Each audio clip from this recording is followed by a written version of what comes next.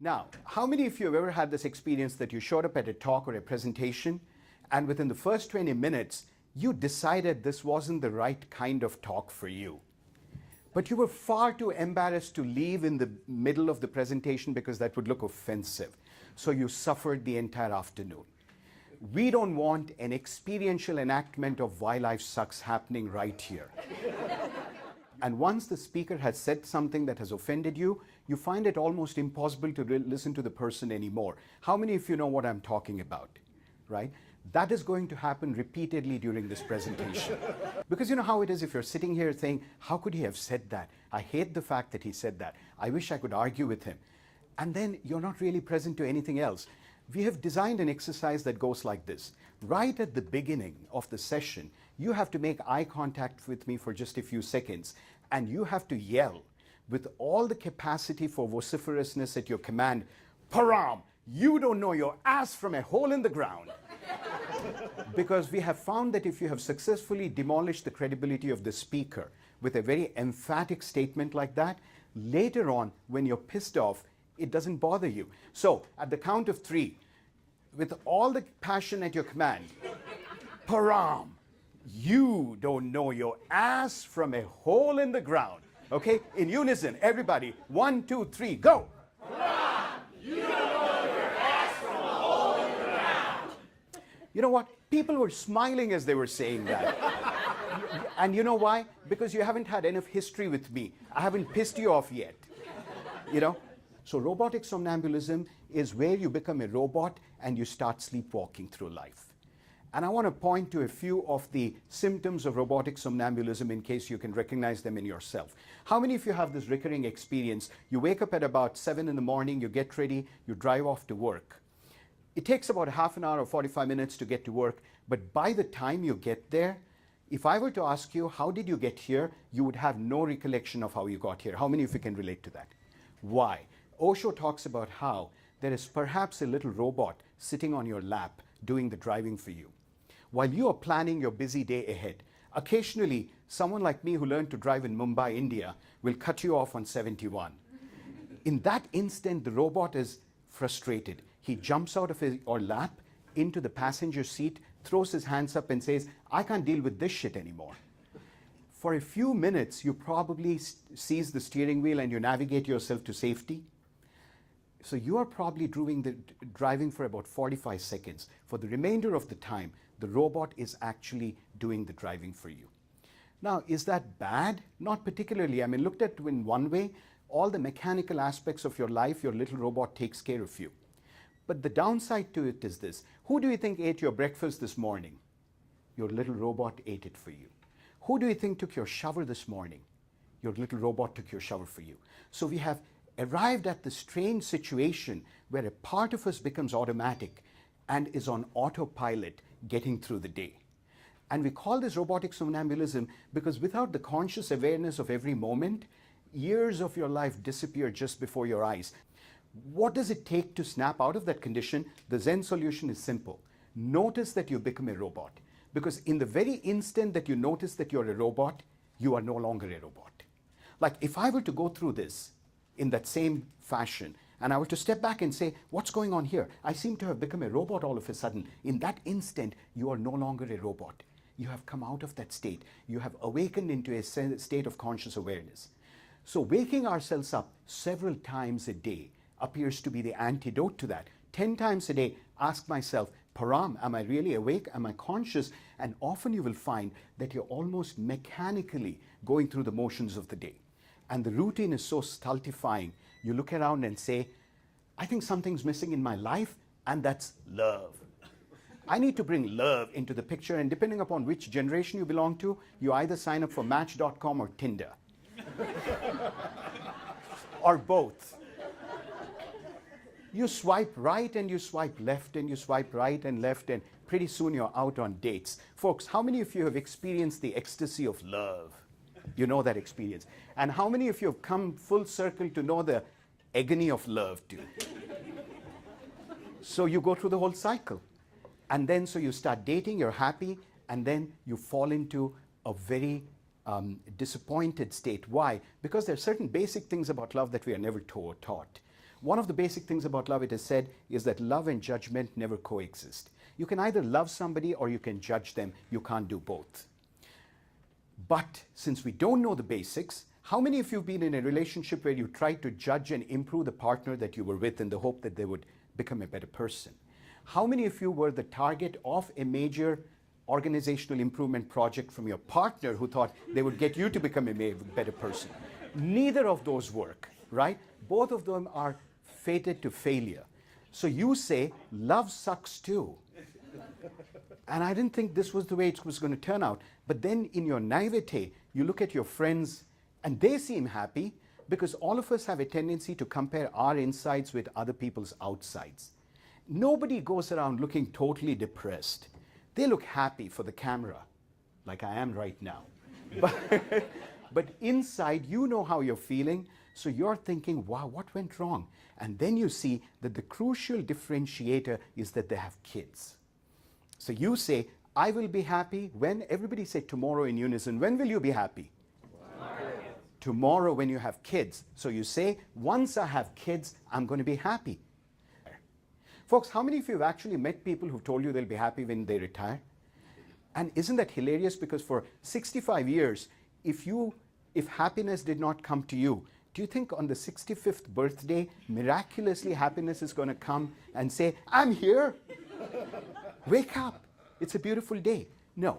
So these are well-rehearsed strategies by which we maintain our constant unhappinesses. So then you say, well, let me try fly fishing. Now, folks, I grew up in India. I don't know what fly fishing looks like, but I imagine it resembles an emotion like this, right? Fishing for something. So I'm fly fishing, and on the very first day I get up after 5 hours of fly fishing, I believe I have arrived at the point of happiness. But just as I'm packing up my gear, my arm is sore from never having fly fished for 65 years, and all of a sudden I'm doing that. And from peering down to watch the fish, my back is tight, muscles are tight. I have tendinitis setting in.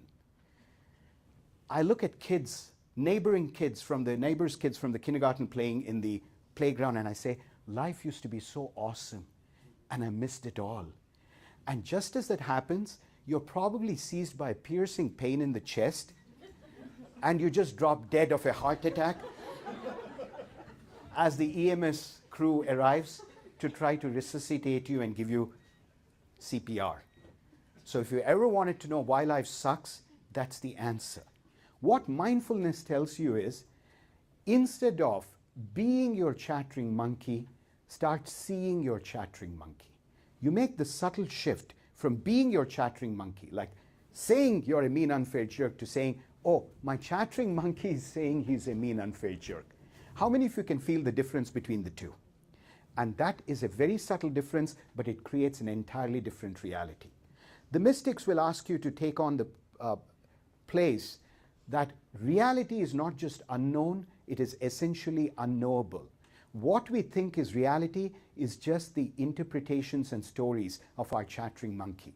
And we make up so many interpretations and stories that our chattering monkey is making up, that we come to believe my boss is a mean, unfair jerk. And once we believe that, we bring it out in them. And then we are determined to prove ourselves right. And then the relationship has gone downhill. Folks, human beings have a tremendous capacity to connect, to enjoy each other, to love each other. How many of you have experienced that in this lifetime?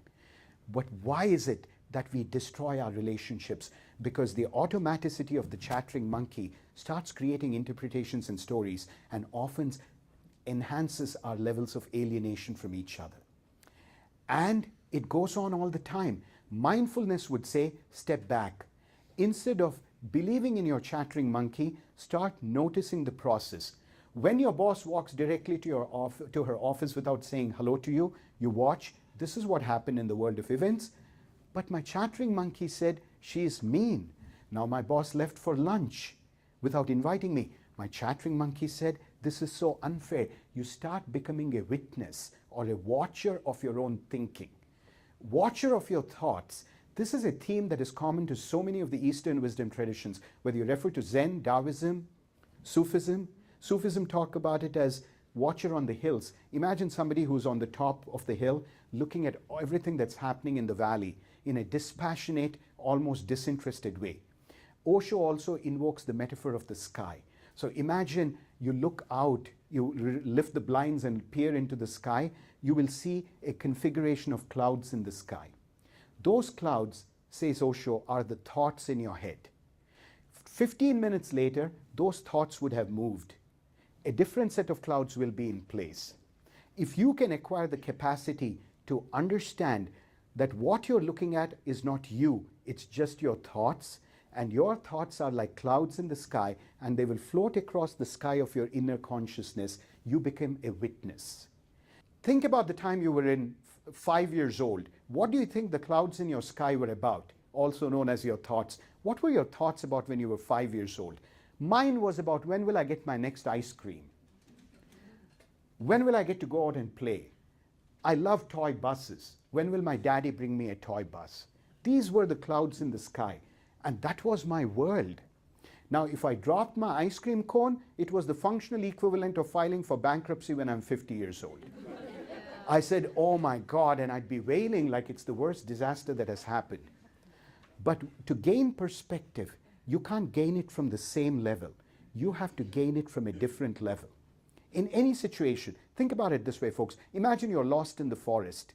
Somebody who's standing right by your side is not going to be able to navigate you to civilization, to a town. It'll require somebody who's atop a tree or perhaps in a helicopter to say, go this way, go 5 miles to the right, and go 5 miles to the south, and so on and so forth. In the same way, you need to get a helicopter perspective on your life, and all of a sudden, life becomes way easier. People will even punch you in your face when you're a child and say it's because they love you. Go figure, right? And we rationalize. And it's so conditional that often we have made our sense of self-acceptance dependent upon something. And therefore, we don't give ourselves the luxury of accepting ourselves just the way we are, with all our faults and limitations. Imagine, think about, ever since childhood, would you agree that the number of internal messages that you've received are more negative than positive? The way you hold your fork is wrong. You're spilling your food while you're eating. Why aren't you wearing your apron properly? I've been trying to toilet train you and you just chat your pants. You don't talk to your neighbors in a friendly enough way, and you don't share your toys. What is wrong with you? And why are you late again to school? Why didn't you make your bed when you woke up? If you add up the sum total of communications directed at you, how many of you would agree that there's a serious imbalance in terms of criticisms to affirmation? It is no wonder that most of us hate ourselves. And it is amazing. And I've been doing a little bit of layman/anthropological research. Those societies in which children get a very different message. So in the doing-oriented cultures, children get the message, I want you to get good grades, which means who you are, just the way you are, is not good enough. Inside them, a deep contingency or dependence is created between accessing self-acceptance and doing great things. So you can never just accept yourself unconditionally. The happiest and most relaxed cultures are the ones where children are given the message, who you are, just the way you are, is beautiful. Each one of us is unique, special, and extraordinary, and each one is like a unique flower. And all of a sudden, there's a revolution of inner consciousnness.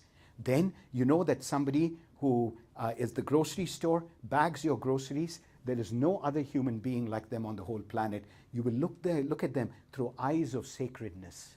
You will have the eyes to see the sacred in the most mundane. Unanswerable questions are questions that represent a childhood space of scarcity so big that no matter how much you try to compensate for it, that question will never be answered in the affirmative. For example, my unanswerable question was, Param, are you smart enough? No amount of writing or master's degrees, I would say yes.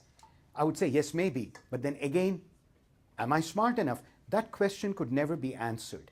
Figure out what your unanswerable question is. For each one of you, I suspect, there is a nagging sense of insecurity. For some of us, it's about our height, some of us about our weight, some of us about our money, some of us about education, whatever it is.